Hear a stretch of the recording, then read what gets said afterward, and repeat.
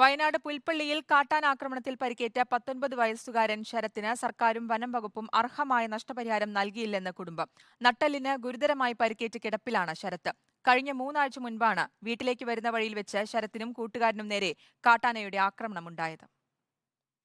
വയനാട് പുൽപ്പള്ളിയിൽ കഴിഞ്ഞ 3 ആഴ്ചകൾക്ക് മുൻപേ കാട്ടാന ആക്രമണത്തിൽ പരിക്കേറ്റ ശരത്ത് ഇപ്പോഴും കിടക്കയിൽ തന്നെ കിടക്കുകയാണ്. കാരണം വലിയ തോതിലാണ് ശരത്തിന് ആ കാട്ടാന ആക്രമണത്തിൽ പരിക്കേറ്റത്. ശരത്തിന് ഇപ്പോഴും എഴുന്നേറ്റ് നടക്കാനോ അല്ലെങ്കിൽ മറ്റെന്തെങ്കിലും തരത്തിലുള്ള സ്വന്തമായ ഒരു ജോലി ചെയ്യുന്നതിന് വേണ്ടിയോ കഴിഞ്ഞിട്ടില്ല. 16 വയസ്സ് മാത്രമാണ് ശരത്തിന് പ്രായമുള്ളത്. ശരത്ത് എന്തായിരുന്നു അന്ന് സംഭവിച്ചത്?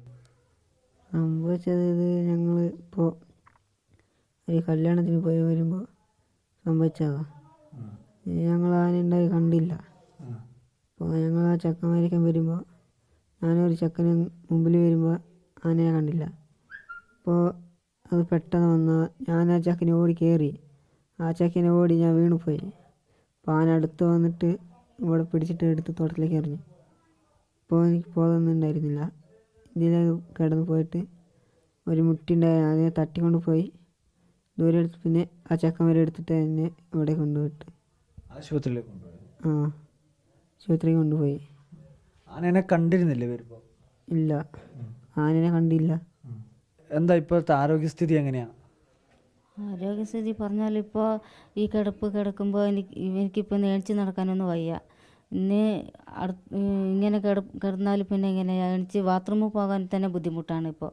ഇതുമായി ബന്ധപ്പെട്ടുകൊണ്ട് വനം വകുപ്പിൻ്റെ ഭാഗത്ത് നിങ്ങൾക്ക് നഷ്ടപരിഹാരമോ കാര്യങ്ങളോ എന്തെങ്കിലും കിട്ടിയായിരുന്നു? ഇല്ല ഇല്ല, ഇതുവരെ ഒരു ഇത് കിട്ടിയിട്ടില്ല. ഗാർഡന്മാർ കുറച്ച് പൈസ ഞങ്ങൾക്ക് അവിടെ നിന്ന് അല്ല കോഴിക്കോട് നിന്ന് കുറച്ച് അവർ പറഞ്ഞിട്ട് തന്നെ അവർക്ക് ചിലവിനുള്ള പൈസ മാത്രമേ ഇത് ഞങ്ങൾക്ക് ഇപ്പോൾ തരുന്നുള്ളൂ എന്ന് പറഞ്ഞിട്ടാണ് ഞങ്ങൾക്ക് കോഴിക്കോട് മെഡിക്കൽ കോളേജിൽ നിന്ന് കുറച്ച് പൈസ തന്നിട്ടുണ്ട്. അത്രയേ ഉള്ളൂ. അത് പറയുമ്പോൾ ഭയങ്കര സങ്കടമൊക്കെ ഉണ്ട്. എൻ്റെ കൊച്ചിൻ്റെ കാര്യം ഓർത്തിട്ട് അതാണ് വിഷമം കൂടുതൽ. വിഷമം ആരും കേൾക്കുന്നില്ല എന്നുള്ളതാണോ പരേത്? അത് തന്നെ.